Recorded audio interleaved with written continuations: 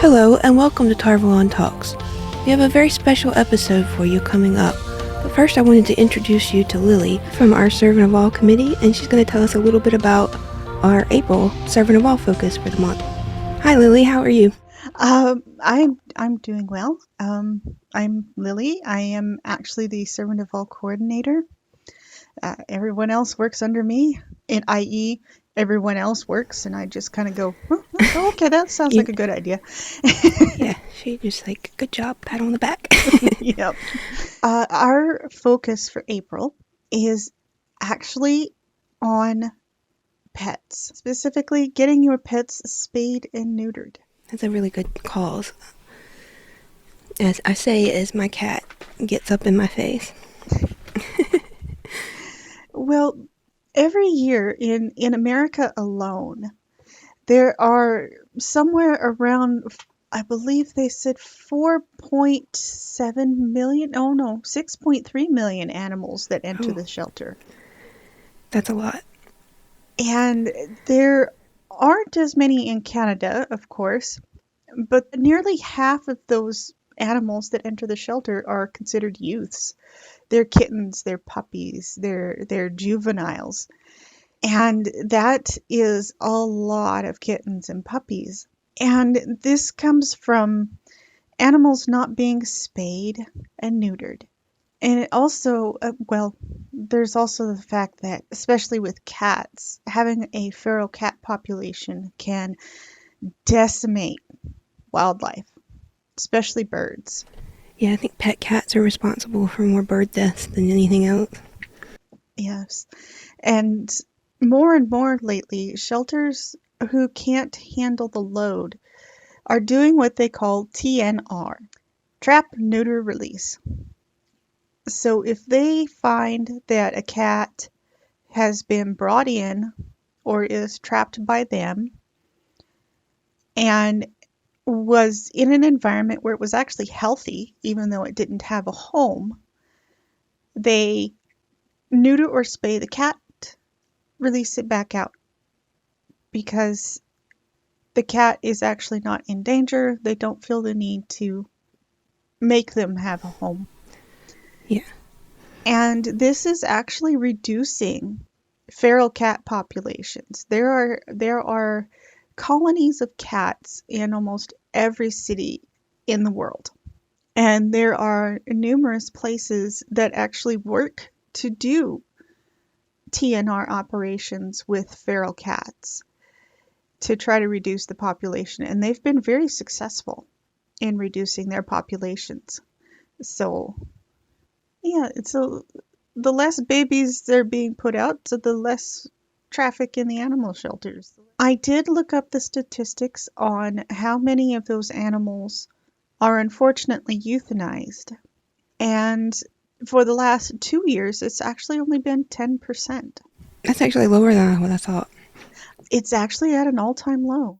That's really good. Yeah, because while there are 6.2 million animals going into the shelter, the number of animals going into shelters each year is actually dropping.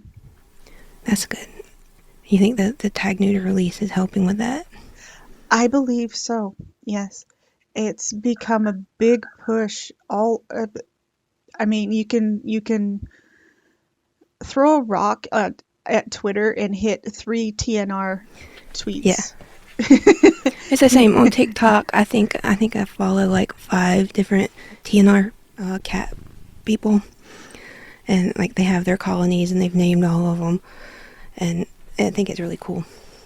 Yeah, and I know people who are trying to start retirement homes for cats because they're like, hey, these cats, they get old in the shelter, because older cats are also in danger of being euthanized because they are so old, or shy cats or dogs. Nobody wants to look at them. They want a kitten. Oh, yes. Or a puppy. Yes. When I went to adopt my Gingy, he was from the Humane Society, and he was being sponsored by PetSmart, so he was at their store. And I went in, and I was filling out the paperwork to adopt him. And while I was waiting to see if we could pick him up that night, because it was Christmas Eve, some guy walked up to the window and says, "I don't see a cat." And I said, "Oh, he's up in there. Isn't he beautiful?" And he goes, "Oh, that's a grown cat. That's not a kitten. I don't want a full-grown cat." And I'm like, "You ain't getting him anyway. I'm adopting him." That's my cat. My cat. My cat. And Oh, why wouldn't you? I love Gingy. yeah, Why wouldn't you want him? I don't know. We did have to teach him how to become a lab cat, and now he's 18 pounds of love.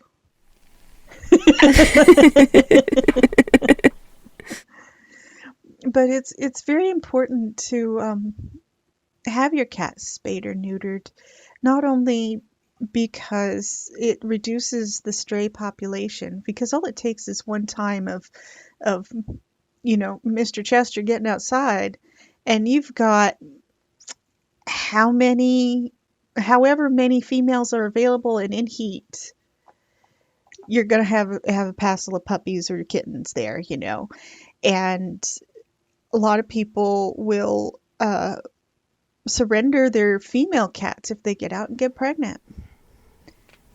Yeah. So When I was in high school, we had a cat show up on our doorstep that was pregnant. And we live sort of out in the country, and we think somebody dumped her on the side of the road. most likely, yeah. But it also reduces, let's see here, for female cats, it reduces types of cancers they can get or are vulnerable to. For male animals, it reduces the male tendency to wander because they're driven by hormones to find mates. Yeah. So, you don't have them finding accidents in the road or getting hurt some other way or coming down with other communicable diseases because they get in fights with other cats and stuff like that. It protects your animals from all of that, and it reduces the load on shelters and wildlife. It's one of my pet projects, is helping the local shelters and making sure cats are spayed or neutered. Or No pun intended. oh, every pun intended. Oh, every pun intended. That always be proud of your puns. So, what all do you have planned to do this month as far as fundraisers and awareness projects? Well, there will be awareness posts, but at this time, we're not doing a specific fundraiser. We will be giving tips on how to help your local TNR rescue or animal shelter.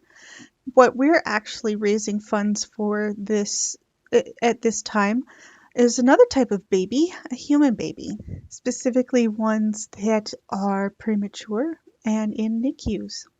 One of our members actually founded a nonprofit that puts together kits to help parents and babies in NICUs get through the difficult time. That's really sweet. Yeah, and you can find that post also in the Servant of All forum, David's Nightlights. Laura started the foundation after she lost her little one, and she wanted his life to make a difference.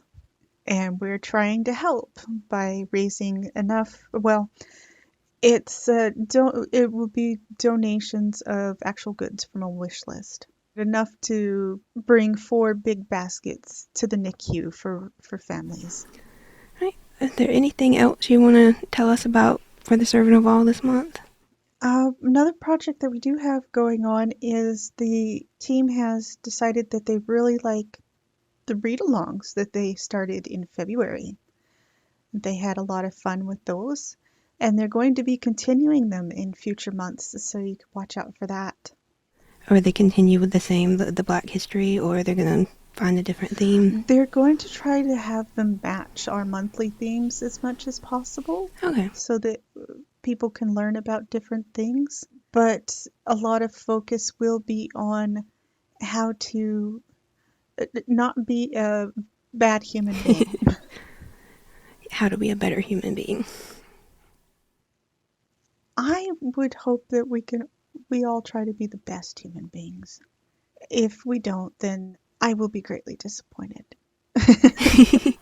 You don't want Lily to be disappointed with you. No. Because, everybody in the world, everybody, no matter what they think or what they feel, they're all the reason that somebody smiles every day. So, they need to be good and know that there's something special about them. Well, thank you for joining us, and I hope to talk to you again soon. Thank you so much for having me. All right. Is there anything else you want to say to our listeners? Any parting thoughts or other things coming up soon? No, just remember, have your pets spayed and neutered. Do the Bob Barker. Yes. All right. Thank you very much. Hi, and welcome to a very special episode of Tarvalon Talks with the entire Tarvalon Talks team. We have gotten a hold of the pilot episode of Wheel of Time.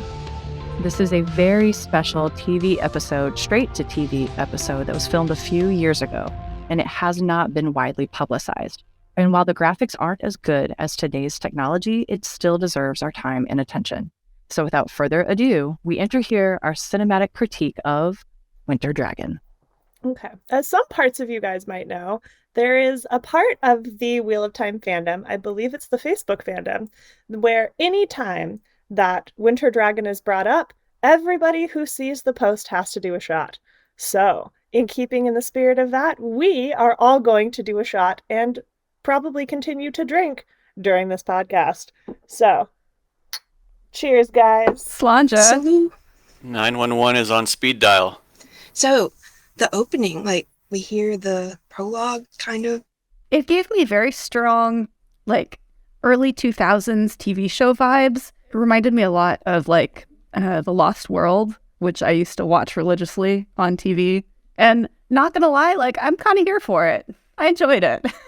It reminded me of video game intro, kind of, just painting kind of a backdrop of everything that's going on up until the point that we enter on the episode.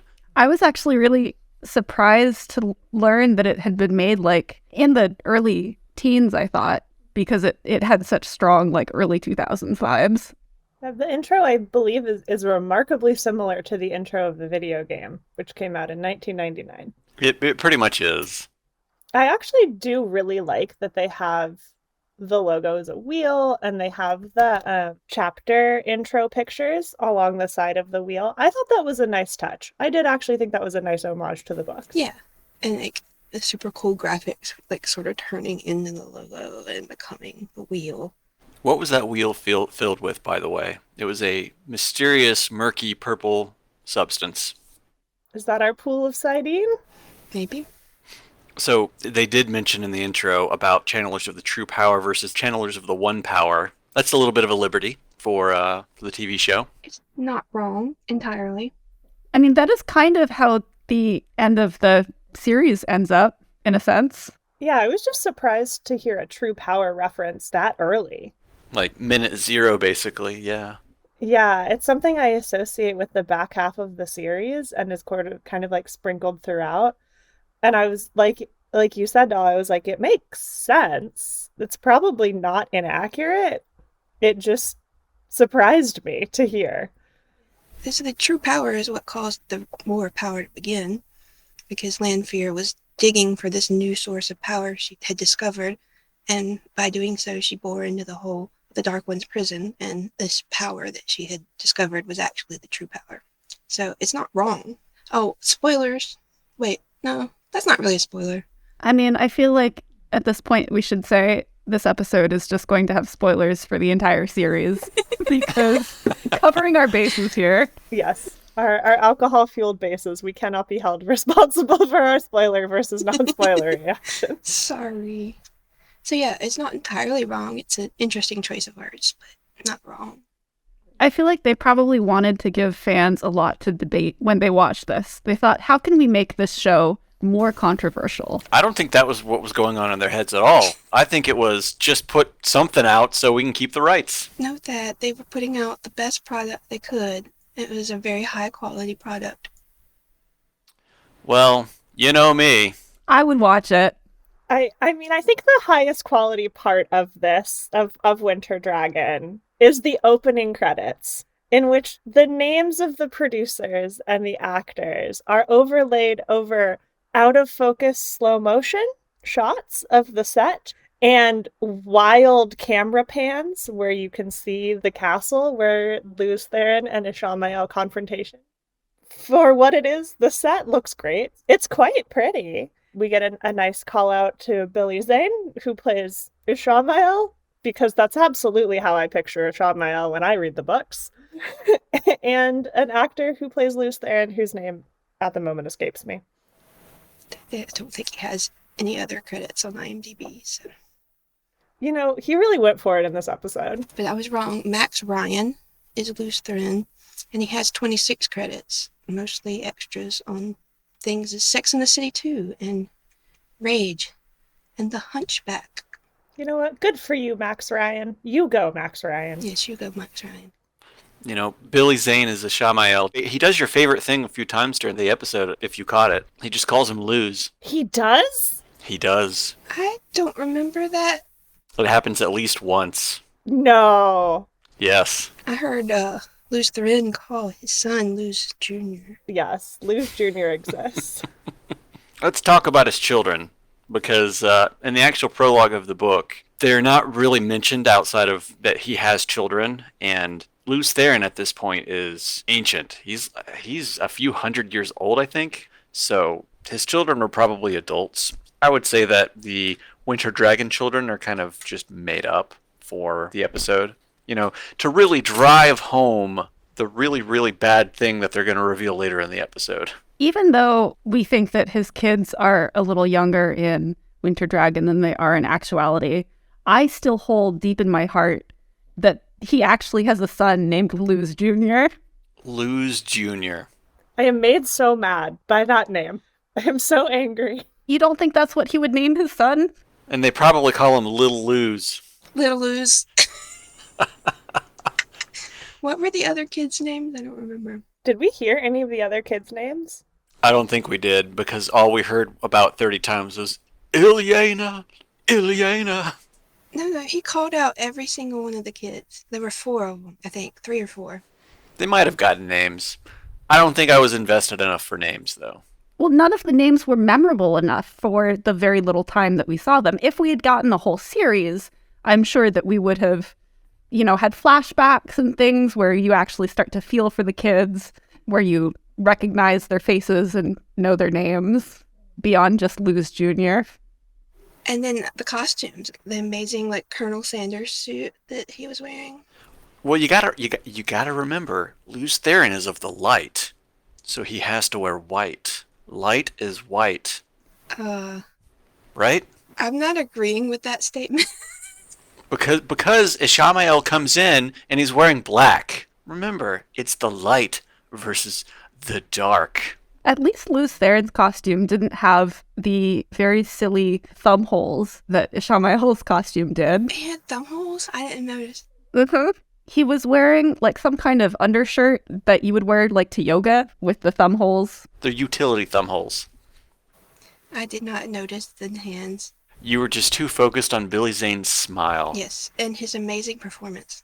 I mean, obviously, Ishamael, in all of his emo boy glory, shops at Hot Topic. Clearly.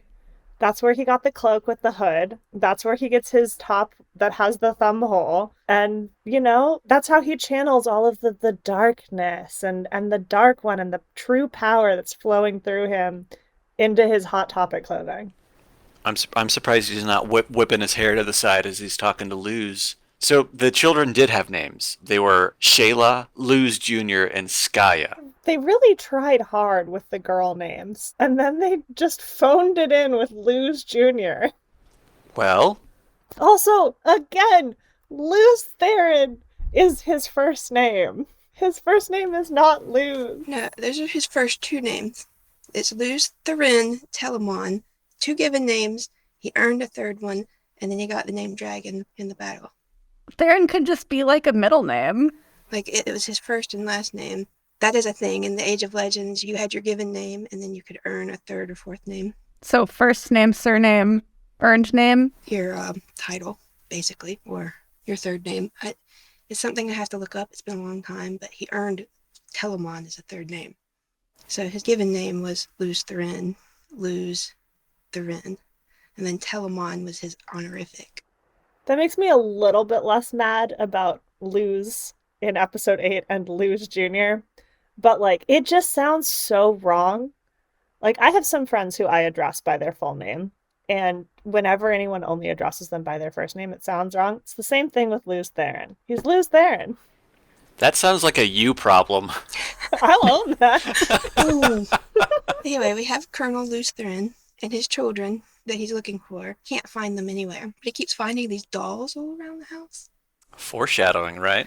They're just dolls. Some of them are a little dirty, but they're just dolls. Foreshadowing, right? Am I right?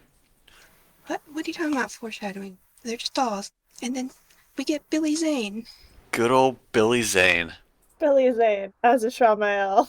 I feel bad because the guy who played Luz Therin legitimately tried at the role. Like, he legitimately put effort into delivery of his lines. And we have Billy Zane come in, and they were just like, you're Billy Zane. Just wing it. And a lot of his lines sound very under-delivered. Just straight up. It actually, the way that he delivered his lines, just like the cadence and all of that, kind of reminded me of a stage play. Not that I've seen him in theater. Like, I haven't. But that's just the feeling that I got watching him perform. Yeah, I can see that. I totally agree, Fenya. Like, so Max Ryan, which Doll very helpfully looked up, is the actor who's playing Luz Therin. And I agree with you, Thad. He's going for it. He's giving us energy. He's giving us in-character moments. Like, he's really trying. And then Billy Zane is doing a high school production of Hamlet. But like the second day of rehearsal, where he's just looked at the script and memorized his lines, maybe memorized his lines for the first time. Well, with some of the pronunciation of things, I would say. Yeah. The definitive pronunciation of Aes Sedai. Obviously the correct pronunciation. My soul has left my body. I don't know why the Amazon show didn't go with that pronunciation. Exactly. Pay attention, Amazon. This is where it's at. This is where it's at. In fact, wasn't one of the executive producers one of the guys working on the show? Dude, where's your values? You turned heel on us. You went and you changed. You buckled to the pressure of everybody online, and you decided to go with the wrong pronunciation. Come on. We could have had more Winter Dragon, and instead look at what we got. I know, God. Who? Rosamund Pike. Who asked for that? Right? Right, we could have had Billy Zane. She's too tall. She's too tall. We need someone shorter. She's too tall. What is she's almost as tall as Rand. What is up with that? And her horse, it isn't even short. I remember what the first book's cover looked like, and she is a short woman on a short horse next to a tall man on a tall horse. And that's not what I got from Amazon show. Where is Lan's plate armor? Yeah, in full plate armor. Come on, Amazon. Hashtag justice for Lan. I do have one quibble with Winter Dragon so far as we have gone through the episode. I was led to believe that Ileana was sun-haired, and this actress is definitely a brunette. So, guys. It is a cloudy day. No, sun-haired, but foreshadowing. This is clearly a high-budget production, and I don't understand why they didn't have a budget for a wig. They needed to get a wig on that Ileana. It was written into the actress's contract that she wouldn't wear a wig, so they were just stuck with her natural hair color. I guess that worked for Harry Potter, so that can work for Wheel of Time as well. I'll forgive it. But he called her sun hair. He does. He does call her sun hair. Like, it's in the script. Although, to be fair, I had golden blonde hair as a kid, too. And look, mine is green now. Hair color changes as you get older. You know what? Fair. Doll, I've known you for like 14 years. I don't think I've ever seen a color on you other than green. You've seen other colors, just not natural ones. Hair color changes, but monikers are forever. This is true. So one thing that I do appreciate about this is, it's the prologue. It's the lead up to the Eye of the World. and they did an actually pretty okay job of the actual dialogue throughout the entire episode, showcasing Lou's descent into madness. They kept a lot of the original dialogue from the book in the episode. They changed some stuff here or there, but a lot of it was just they pulled dialogue straight from the book and just kind of repeated it verbatim, which, hey, Amazon show ain't got a candle lit to that. It's true.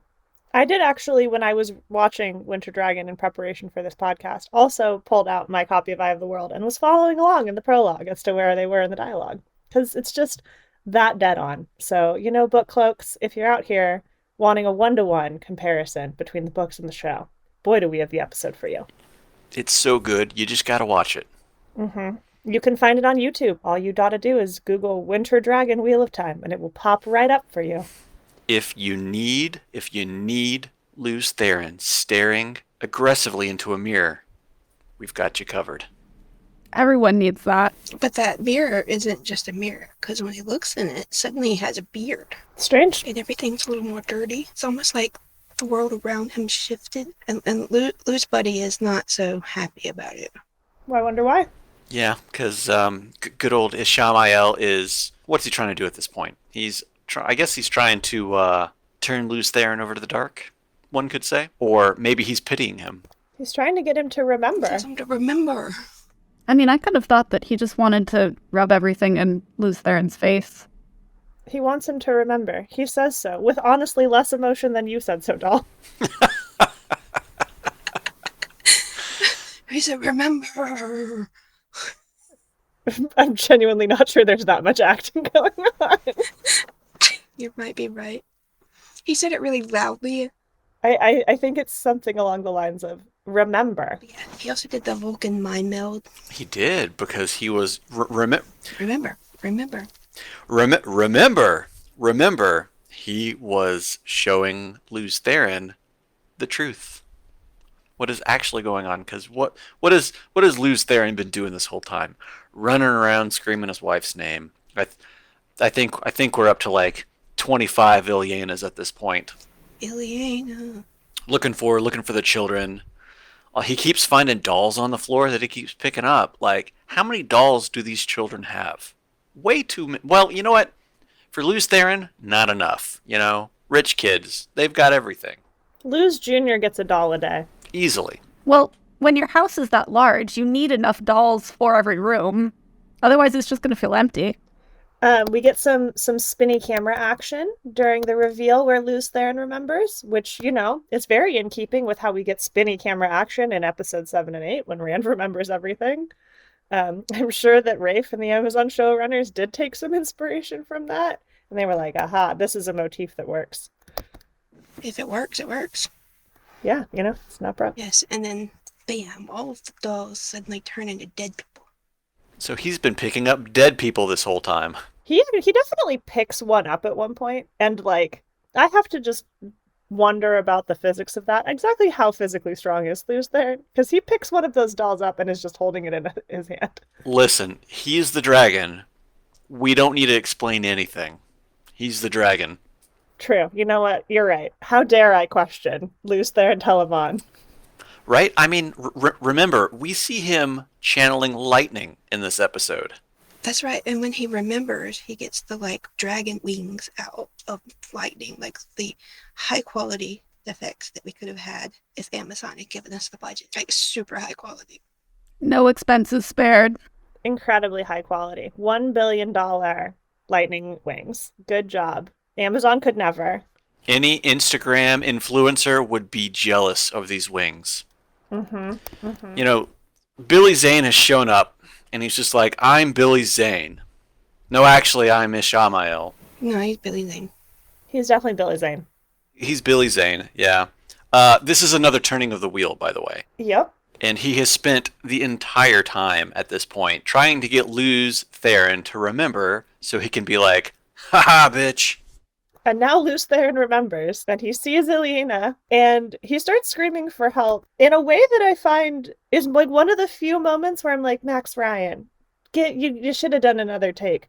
Because the way that he yells at the light, it's not like, Light, help me, which is like, if you were in shock or whatever, he's like, Light, help me, as if it is like a physical human being who is standing right next to him, should be assisting him right now.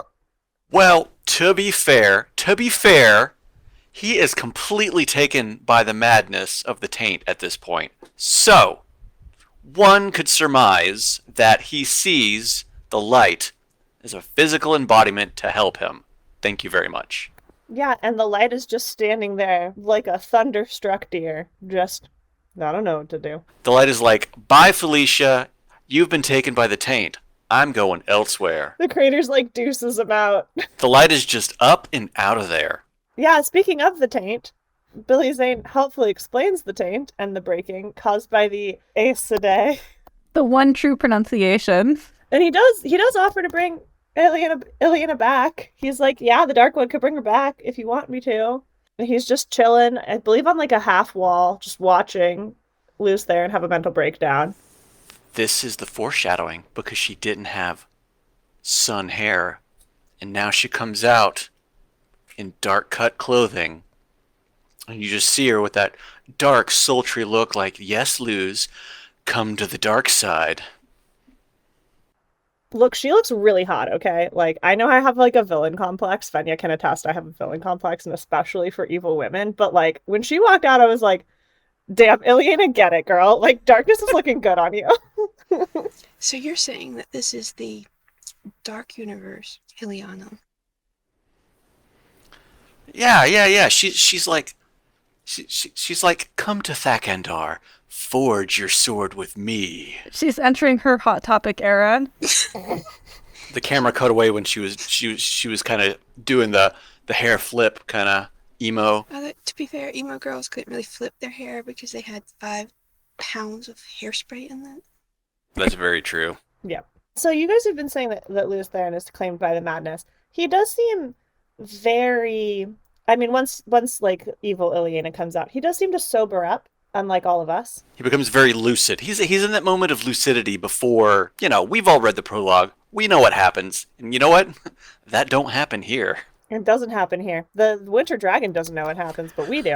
But he does say, Light, forgive me, in the most deadpan way possible. And like, I understand being in shock. I understand he's gone through a lot. He was running around his house for about 50 minutes looking for his wife and his children, and then turned out they were dead. But he definitely is just like, Light, forgive me. Light, forgive me. Light, forgive me. Bye. And it was a lot. And by a lot, I mean nothing at all. He takes a dagger and he slow-mo walks up a set of stairs with a knife, with the whole, intention of, I'm going to go upstairs and kill myself. Deal with it. Upstairs and played snakes and foxes. And give little Luz Jr. a fist bump. He picked the wrist up off the floor and fist bumped it. I guess they fist bumped in the Age of Legend. Glad to see that survived. It's canon now. It was way cooler to raise a mountain than walk up a set of stairs and gut yourself with a knife. Yep. Yeah, I guess in the Winter's Dragon universe, there is no dragon mount. Or that's something they were going to explain later on. Like, he already created it in his madness. Now this is like phase 2. What if in episode 1 of Winter's Dragon, The Wheel of Time, as presented by Larry Mandragoran, we get to see in the first seconds Dragon Mount Rising? That would be cool. That would be very cool. I do also want to call out that Ishamael, the way that he is calling for Luce Theron is slow-mo walking up those stairs with, I believe, a choir, from what I remember. My drunk brain could be misremembering that or overlaying it because I think it would be effective, but the way that he is calling after Luce Theron is with the most emotion that Billy Zane has put into any line. And about the same level of emotion that Luce Theron was putting into when he was calling for Ileana. So, love triangle? I believe it. He was like a hurt girlfriend trying to win the man back. He was. He was like, why would you kill yourself for this golden-haired silly wife of yours who doesn't even have golden hair when you could have me? Hot Topic Ishamael. Am I not good enough for you, Luce Theron? Remember, earlier in the episode, he's trying to convince him, you sat in the Hall of Servants. You wore the Ring of Tamerlane. You defeated me. at the gates of what was it, Parandisan. That was literally more acting. Again, more acting than Billy Zane does for any of those lines. Is it Almael or Damondred that was always competing with Demon Dread is the one who is always competing, because nothing will ever eliminate Demon Dread's out of the blue show up in the last battle, yelling for Luce Theron for presumably a day and a half. Rand completely unaware that Demon Dread exists, let alone is at the last battle. Yeah, he walks in with the entire Sharan army, and he goes, "Lose Theron!" And Rand is over there like, "Who's this joker over here?" Rand is unaware completely. And then Demon Dread gets, after murdering one of the royal brothers and almost murdering the other, eventually gets killed by Lan. But, like, Demon Dread is, we need to have a whole other podcast about how pathetic Demon Dread is. Because he puts crazy ex-boyfriend to shame. Oh, by a long shot. Yeah. Like, even Lanfear's not that insane. At least Rand knew Lanfear existed. You know what? Lanfear turned somebody inside out when she found out that Rand was messing around with other women. So, I feel like that's kind of... I don't know. I think that Demon Dread wishes he was that cool. True. Demon Dread just had to have a beard. He had a wife or a girlfriend or whatever who's actually a beard, because we all know he's in love with Luce Theron. Secretly, yeah. As Ishamael is in Winter Dragon. Yep. And I mean, we've seen Max Ryan, kind of a cutie. We've seen Ishamael on the Amazon show, like actually hot. And then Yosha, also super hot. So the more I watch the shows, the more I'm like, you know what, guys? I get it. I don't blame you for your weird obsession with these people. They're hot. And yeah, so the episode ends with a fade to white. And then the outro and incredible fire graphics. Just incredible fire graphics burning the dragon banner. Yes. The coolest graphics ever. Totally straight out of, like, I was trying to think of the visual effects software I had in the 90s. It's like something off of a PlayStation 1 game. Yep. So let the dragon again ride on the winds of time. And then the very emotional appeal from Billy Zane that it will not be done until the end of time. Look, I'm not going to lie. I really enjoyed this. I don't think it was good necessarily, but like, I had a lot of fun. Like, no joke. I actually genuinely had a lot of fun watching this. And I would probably seriously watch an entire show of this. I would not. I remember watching this when it aired, 2 a.m. I stayed up to watch this, and I hadn't been drinking or anything. It was like 2:30 in the morning after it aired. And I did kind of like ask myself, what am I doing with my life right now? After watching that episode, because I was like, what the hell did I just watch? How did you know about it? Like, how did you? Because I was, because it was this thing that had just popped up. People were kind of talking about it. Oh, did you hear there's going to be a Wheel of Time episode? It's going to be on in like the middle of the night. And we all watched it. I wasn't part of Tarvalon at that point. I think there was another Wheel of Time community that I was posting in. I don't think it was Dragon Mount, but it was maybe something else. But afterwards, we were all like, did we all just have the same acid dream? I don't have that connection to Wheel of Time. I didn't start reading the books until like right before the show came out. Right before Winter Dragon? Yes, right before Winter Dragon. No, a couple of years after Winter Dragon. Actually, you did start reading the books right before Winter Dragon came out. Actually, right. You started reading them. You started reading them when we were roommates in 2008. Yeah. So I guess it's true that my first sojourn into Wheel of Time predates Winter Dragon, predates the TV show. But I am like a dyed-in-the-wool Doctor Who fan, so I have including the classic series, so I have a really high tolerance for campy, bad special effects, bad writing, bad acting, all of that. Like, this is my bread and butter. Ah, I see you're also a fan of Airwolf. I haven't seen that, but I am a fan of Blake 7, which had similarly bad special effects. No idea what they're talking about. Those are like late 90s, early 2000s, sci-fi, so on, just TV shows that they weren't great, but they were watchable, and that's what's important. And I think this would be watchable too. If this had come out in, 95 to 99, even early 2000s, if this had come out any time before 2005, I would absolutely think that Winter Dragon was on some level of watchable and some level of halfway decent. The problem is that it came out in 2013, and at that point, there's no excuse for this other than we had no budget and we wanted to do a fantasy series that was on level with The Room, which if you guys have not watched The Room, please do yourself a favor and do so. No. Don't. Do yourselves a favor. It's so good, guys. Don't watch it so Doll, you can cut this, but everything about that movie. So hard. Nope. I love that movie. I love that movie in the same way that I like Winter Dragon, in that I like torturing people by forcing them to watch it.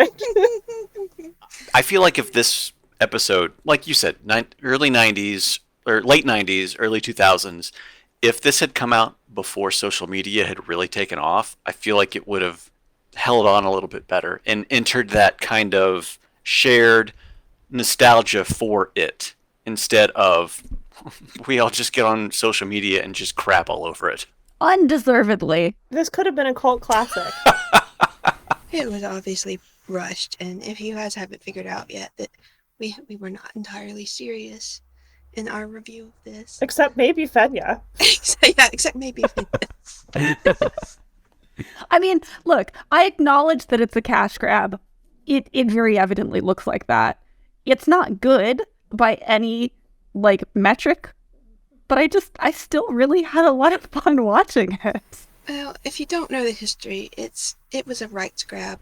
And I learned that the next week. Red Eagle Entertainment had bought the rights to all media based on the Wheel of Time.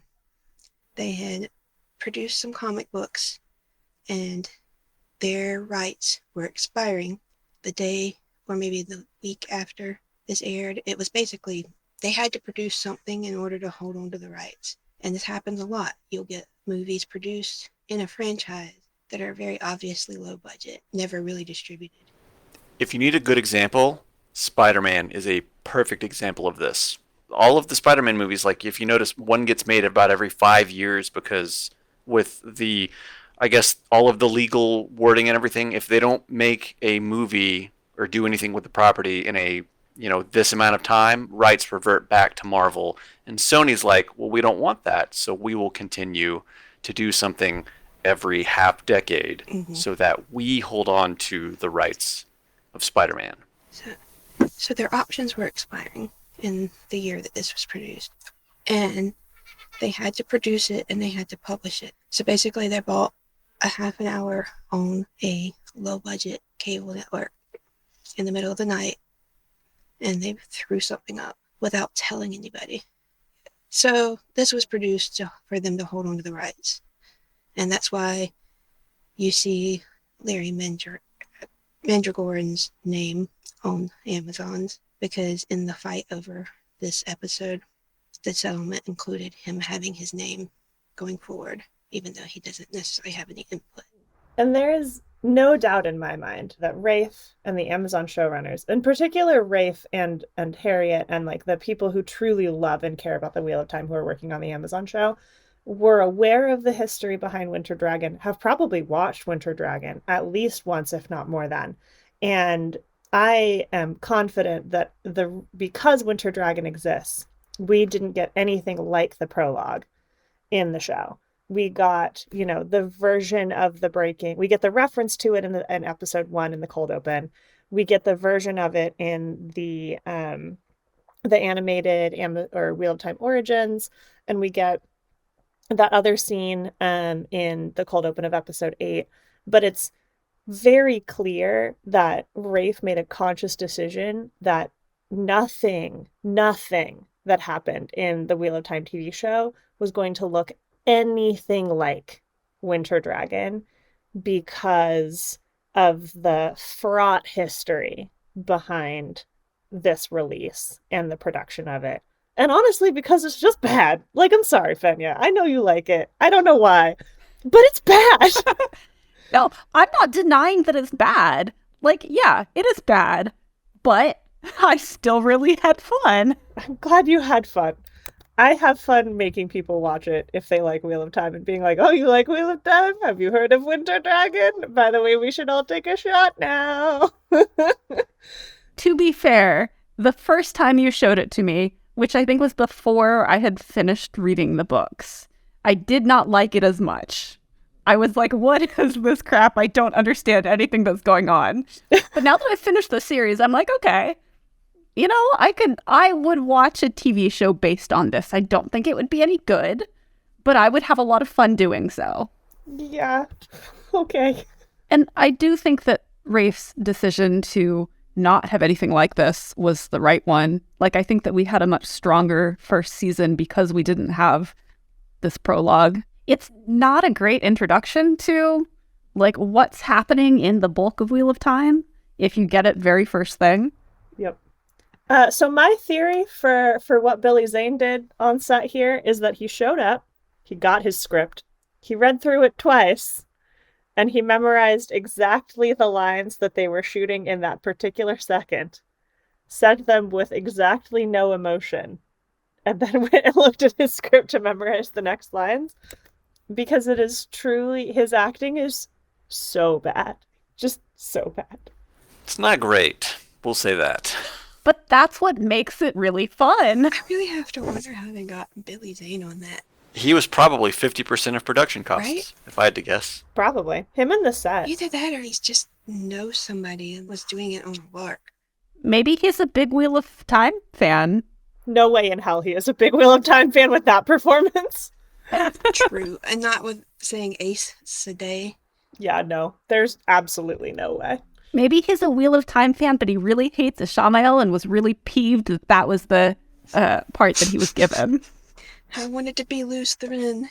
Yes. I was hoping that I would get to be Rand, and instead we don't have any Rand in this episode. What's going on? I'm just gonna phone it in. Yeah, that was the other way. Why in the world did they use the prologue? Because of the simplicity of the scene. Yeah. Yeah, it is two people. Although they brought in random extras anyway. But in the original scene, it's only two people. We don't see Ileana. We don't see the kids. Well, we do see the dead body. We do, but they didn't have to make them not dead. That's true. But the extras, like, they don't really have lines per se. I mean, they might have a word or two, but, like, they don't have complicated lines. It's a very closed set. Like, there's just that one set piece as opposed to doing something in the Two Rivers, which would be a little more complex. They could have done the Raven scene. It would have been as simple with a few more characters. I feel like Ravens, like Winter Dragon, was not as well known as the prologue because it was originally only released in that YA version of the books. But at least would have introduced our principal characters and not the extraneous characters that we only really hear about in legend. I mean, honestly, you could have done anything except what they did in Winter Dragon, and you would have been much better. Like the fan production of Thad's favorite scene, which is also on YouTube, of Rand and Matt going to the inn and Rand's first time channeling and blowing the wall off of the inn. Wait. There's a fan production of this? You haven't seen that? No. I thought I said that to you, Thad. Okay, Thad, after we're done recording, it's really good. It's like actually really good considering that it is produced with probably about as much budget as Winter Dragon and done entirely by fans for no profit. Like, this is me going on record saying go search for like Wheel of Time fan scene. It came up when I was searching for Winter's Dragon. Yeah, it's really good, and Thad, it's your favorite scene. So I could have sworn I sent it to you after we recorded the episode where you talked about your favorite scene. Maybe you did. Maybe I'm just dumb. But I'll send it to you again. I am pretty dumb after all. Only after, what, 6 beers? You're like, what, 7 beers in at this point? No, 4. Come on. 4. Okay. 4. My bad. Well, you're only dumb after 6 beers, so you're not dumb yet. 4 pints of 16 ounces each. So you do the math. No, thank you. I was an English major. 16 times 4 is 64. Oh, yeah, it is, because it's 8 times 8.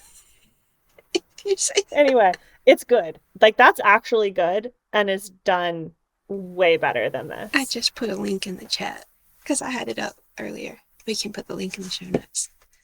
So in case y'all haven't caught on by now, happy April Fool's Day. This is in no way, shape, or form a serious analysis of Winter Dragon, starring, in case, again, you missed it, Billy Zane.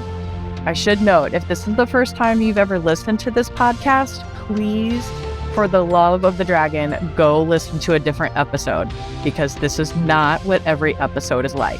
If you have any questions or topics that you would like us to talk about, feel free to send us an email to producertvt@gmail.com, or you can join us on tarvalon.net. All complaints about this episode will be filtered into the trash bin. In our general forums on tarvalon.net, we have a special thread called Tarvalon Talks pinned at the top of the page. You can also chat with us via tarvalon.net's Discord server in the Tarvalon Talks Discord channel. Thank you all if you've managed to listen to the very end of this. We really appreciate it. And if you enjoyed us getting drunk on the air, please let us know. I think we'd be happy to do it again. Thanks. Peace. See you later, alligator. Peace. Eliana! Eliana! Remember.